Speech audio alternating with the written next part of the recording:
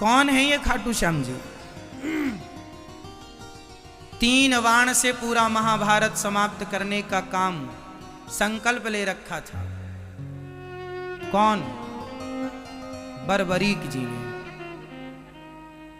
3 बाण से सारा युद्ध समाप्त। भगवान ने कहा अच्छा, यदि इस पीपल के पत्ते पर तुमने 1 बाण से छेद कर दिया तो मैं मान लूंगा कि तुम 3 बाण से पूरा महाभारत जीत लोगे या समाप्त कर दोगे। ठीक है। एक पांव पत्ते के नीचे, पांव के नीचे पत्ता दबा लिया भगवान ने और बाण चलाया। श्री बर्बरीक जी ने चलाया बाण। 1 बाण से सारे पत्तों में छेद हो गया। आश्चर्य मानेंगे आप लोग कि हरियाणा में आज भी कुरुक्षेत्र के पास वह गांव आज भी है और वह पीपल का पेड़ आज भी है, जिसके आज भी उस पीपल के हर पत्ते पर आज भी छेद हैं। मतलब जब नया पीपल का नया पत्ता निकलता है उसमें आज भी छेद है। आज भी आप जाकर देख सकते हैं।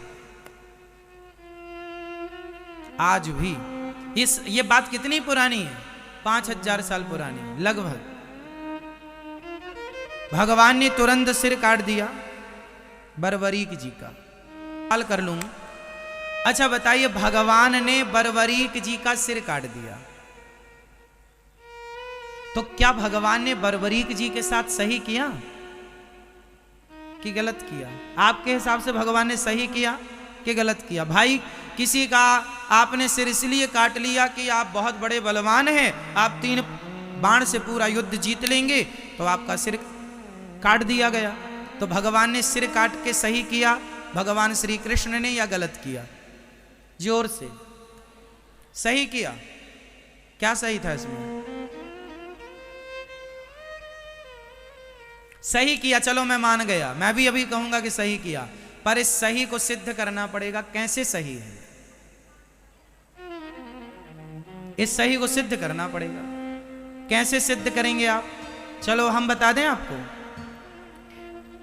ऐसे सिद्ध होगा कि भगवान ने कहा था कि तुम किसके पक्ष से युद्ध करोगे? बर्बरीक जी ने कहा जो हारेगा मैं उसके पक्ष से युद्ध करूंगा। तो भगवान को पता था कि कौरव हारेंगे, और कौरव हारेंगे तो यह कौरवों के पक्ष से युद्ध करेगा, और कौरवों के पक्ष में यदि इतना बड़ा योद्धा खड़ा हो जाएगा तो कौरवों की शक्ति बढ़ जाएगी। और ये कौरव वही लोग हैं जो भरी सभा में एक नारी का अपमान करते हैं कपड़े उतार कर। तो ऐसे दुष्टों की सेना में ये जाकर उनका बल बढ़ाएं, इसलिए भगवान ने ना चाह करके भी सिर काट दिया। और सिर काटा। भगवान ने कहा बर्बरीक बताओ मैं तुम्हारी क्या अभिलाषा पूरी करूं? अच्छा, सिर कटने के बाद कोई जिंदा रहेगा क्या? बोलो। पर भगवान ने बर्बरीक जी को जिंदा रखा ना, क्योंकि भगवान के हाथ में मृत्यु है साहब। भगवान मरे को जिंदा कर सकते हैं। बताइए भगवान श्री कृष्ण ने किस मरे आदमी को जिंदा किया था? बताओ आप। वो कौन है जिसको भगवान ने जिंदा? बताओ। हाँ मैया बताओ मेरी मां। भगवान श्री कृष्ण ने वो कौन है जिसे मरे हुए को जीवित किया था?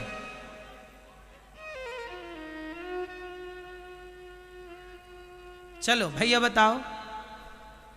नहीं, अभिमन्यु को नहीं जिंदा किया था, उनके पुत्र परीक्षित को। हाँ ये ठीक है आपकी बात, गर्भ में रक्षा की थी भगवान ने।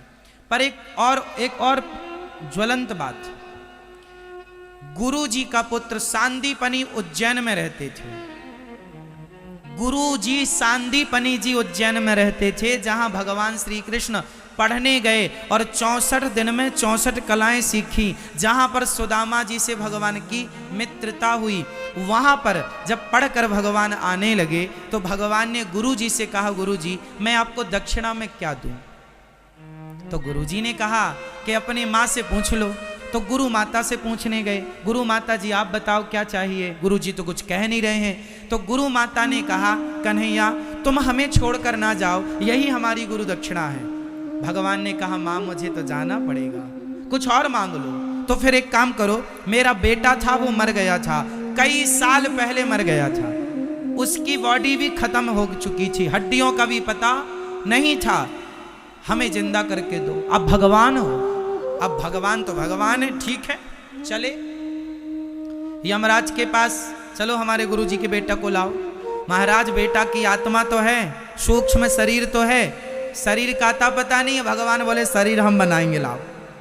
शरीर आत्मा ली, सूक्ष्म शरीर लिया, और भगवान है वो साहब, भगवान है जो एक उंगली से पहाड़ उठाने की ताकत। उन्हें सामान्य पुरुष ना कहा करो, सामान्य इंसान सामान्य पुरुष मानना भी अपराध है। गुरु जी के मरे हुए पुत्र को शरीर बनाया भगवान ने अपने बल से, और आत्मा डाल दी, जिंदा करके दिया था गुरु जी का बेटा।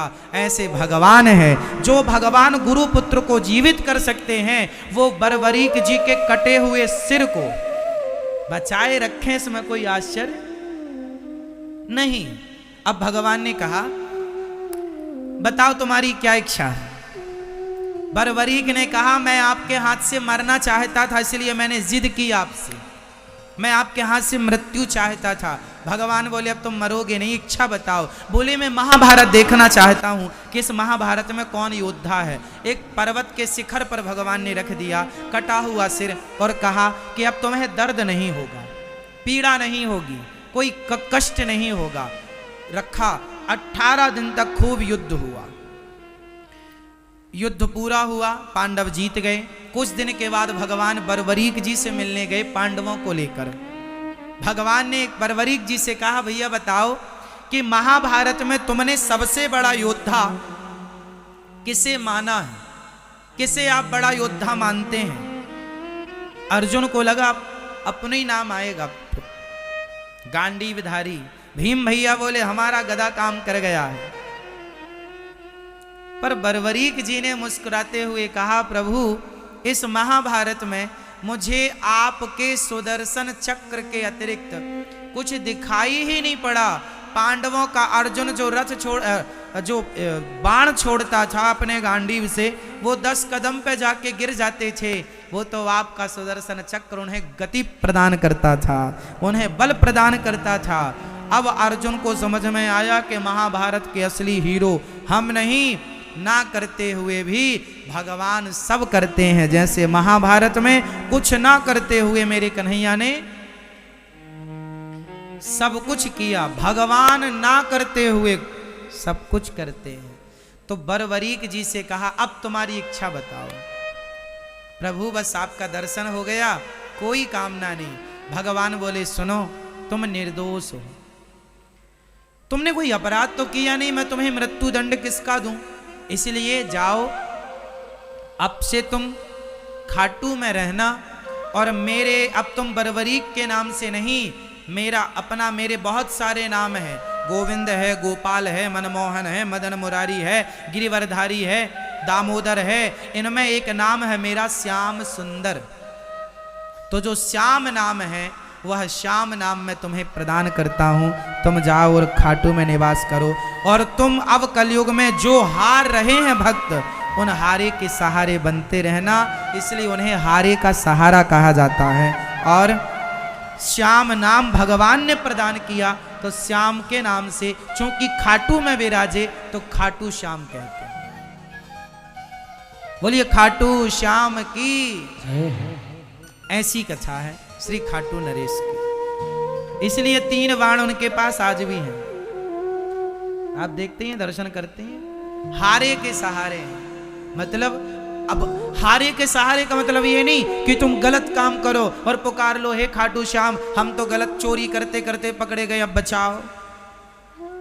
ऐसे हारे का सहारा नहीं है, जो सच के रास्ते पर हैं। और यदि उन्हें कोई कष्ट है तो भगवान चाहे आप कृष्ण नाम को पुकार लो, राम नाम को पुकार लो, खाटू श्याम नाम को पुकार लो, गोविंद देव जी को पुकार लो, जो सच्चे मन से जिनको पुकारेंगे, क्योंकि सब एक ही है, तो आप पुकार लें, भगवान उस रूप में आकर के आपकी मदद करते हैं। इसलिए आपको पहले सच्चा बनना पड़ेगा। भगवान सत्य के साथी हैं, झूठ के साथी नहीं है। झूठ का साथ बरबरीक देने चले थे तो भगवान ने उनका भी सिर काट दिया, हाँ या ना।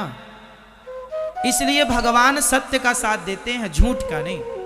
अब आप सोचेंगे हम झूठा काम करें और भगवान रक्षा करें, इसलिए सच्चे काम करिए और आगे बढ़ते रहिए। तो ये भगवान आनंद के सागर हैं, भगवान का चिंतन करो, भगवान परम आनंद को प्रदान करने वाले हैं। संसार में जो सुख है वह क्षणिक है, इसलिए संसार का काम करना चाहिए, पर काम करते हुए बस ये याद रखे रहो कि हे नाथ मैं आपको कभी, सब बोलो मेरे संग, बोलो हे नाथ मैं आपको कभी भूलूं नहीं, हे नाथ मैं आपको कभी भूलूं नहीं।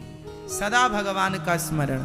ऐसे भगवान सतचित आनंद विश्व की उत्पत्ति पालन संहार करने वाले ऐसे भगवान श्री कृष्ण को, राधा सहित श्री कृष्ण भगवान को हम बारंबार नमस्कार करते हैं। श्री कृष्णाय वयं नुमः।